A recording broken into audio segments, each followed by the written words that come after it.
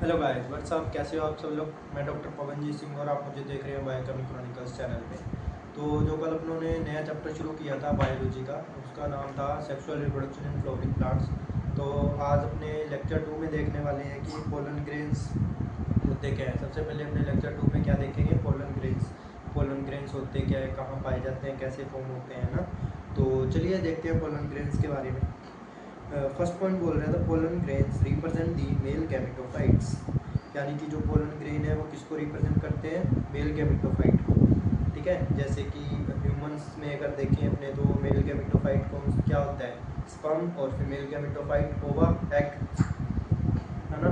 तो चलिए second number point पे चलते हैं। Pollen grains are generally spherical, measuring about 25 to 50 micrometers in diameter. जो पोलन ग्रेन्स की शेप होती है वो होती है स्फेरिकल, और जो इसका डायमीटर होता है वो 25 to 50 माइक्रोमीटर होता है। ठीक है। It has a prominent 2 layered wall. तो जो इसकी लेयर होती है वॉल पे, इसकी 2 लेयर्स होती हैं पोलन ग्रेन्स की वॉल पे।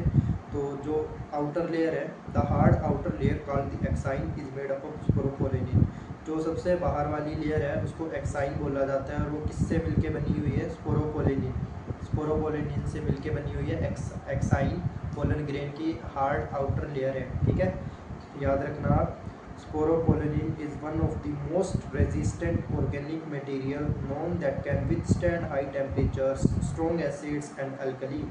अब जो स्पोरोपोलिनिन है ना, वो दुनिया का सबसे मोस्ट रेजिस्टेंट ऑर्गेनिक मटेरियल है। ठीक है, जो हाई टेम्परेचर, स्ट्रॉन्ग एसिड्स और अल्कली इन सबको झेल सकता है। इसी कारण जो पोलन ग्रेन्स है वो सर्वाइव कर पाता है एनवायरनमेंट में। ठीक है, स्पोरोपोलिनिन की वजह से, यही कारण है जिसके कारण पोलन ग्रेन सर्वाइव कर लेता है रिलीज होने के बाद। Germ pores are the apertures on axine of pollen grain where sporopollenin is absent। अब जर्म पोर्स क्या हैं, जर्म पोर्स ऐसे छोटे छोटे पोर्स होते हैं एक्साइन, जो कि आउटर लेयर है पोलन ग्रेन की, उसके ऊपर, जहाँ स्पोरोपोलिनिन एब्सेंट होता है। ठीक है, pollen grains are well preserved as fossils because of the presence of sporopollenin.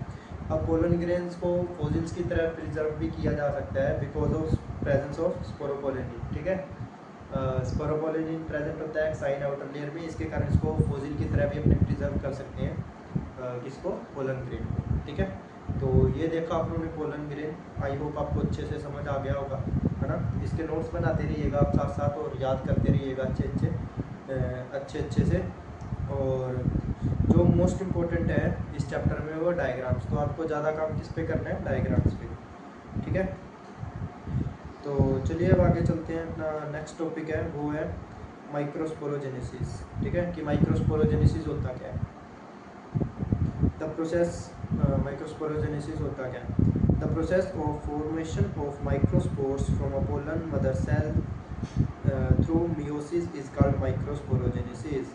यानी कि पोलन ग्रेन की फॉर्मेशन की प्रोसेस को बोलते हैं माइक्रोस्पोरोजेनेसिस, जो कि किससे बनता है, पोलन मदर सेल से। ठीक है, the microspores as they are formed are arranged in cluster of 4 cells, the microspore tetra. ये उन्होंने पिछले लेक्चर में देखा था, एंथर में प्रेजेंट होते हैं पोलन ग्रेन्स। ठीक है, as the anthers mature and dehydrate, जैसे जैसे एंथर बड़ा होता है, मैच्योर होता है और डिहाइड्रेट होता है, the microspores dissociate from each other and develop into pollen grains. ये उन्होंने पिछले लेक्चर में कल भी देखा था कि पोलन ग्रेन्स डेवलप होते हैं एंथर के अंदर।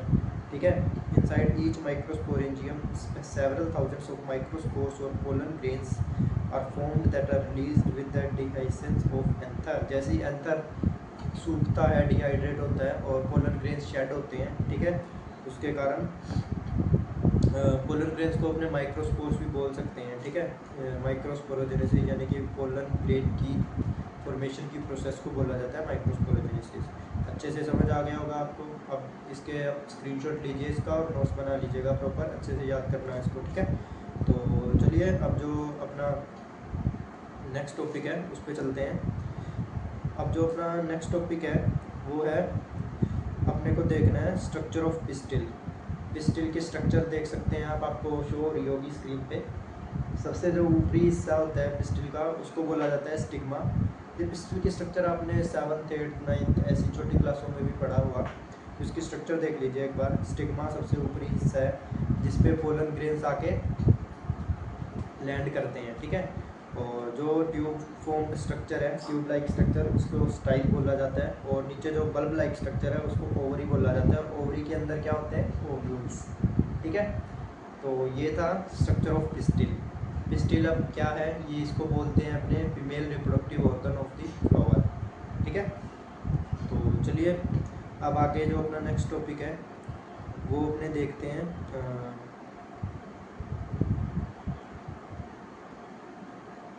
अब आगे जो अपना नेक्स्ट टॉपिक है वो यही है पिस्टिल के ऊपर। तो चलिए देखते हैं। Gynoecium represents the female reproductive part of the flower, यानी कि जाइनोशियम यानी कि पिस्टिल फीमेल रिप्रोडक्टिव पार्ट को रिप्रेजेंट करता है फ्लावर की।